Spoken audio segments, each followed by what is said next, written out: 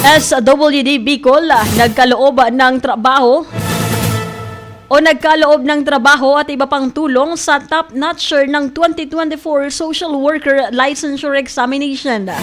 Alamin natin ang buong detalye ng balita. Nasa linya sa Megapo Patrol number 12 ang aming Station Manager SM Estela Duran.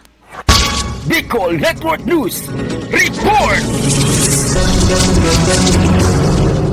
Nagkaloob ng trabaho at iba pang tulong ang Department of Social Welfare and Development o DSWD Bicol kay Sheena May Magdato Obispo mula Camali Galbay at ang top-notcher ng September 2024 Social Worker Licensure Examination. Nakuha ni Sheena May Magdato Obispo mula sa Bicol University, Daraga ang unang pwesto sa September 2024 Social Worker Licensure Examination o SWLE.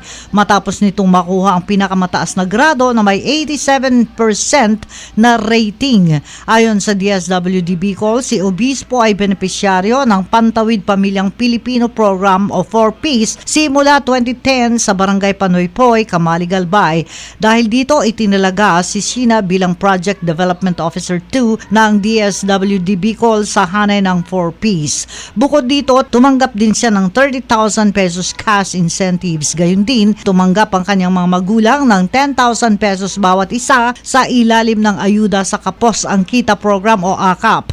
Nabigyan din ng 15,000 pesos ang pamilya ni Sheena na magagamit bilang puhunan para sa pagtatayo ng negosyo sa ilalim ng Sustainable Livelihood Program o SLP ng Kagawaran. Samantala, nangako naman si RD Laurio ng educational assistance para sa kapatid ni Sheena pagtungtong nito sa kolehiyo sa susunod na taon. Hinihikayat ni RD Laurio ang lahat ng kabataan na bahagi ng 4Ps na gawing inspirasyon ng naging kwento ni Obispo.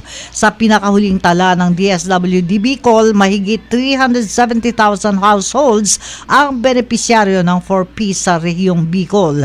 Katumbas ito ng 9% mula sa kabuuang bilang ng mahigit 4.4 milyong kabahayan na bahagi ng programa sa buong bansa. Kasama mo sa Bicol Network News, Megapo Patrol number 12, Estela Duran, tatak tunay na serbisyo.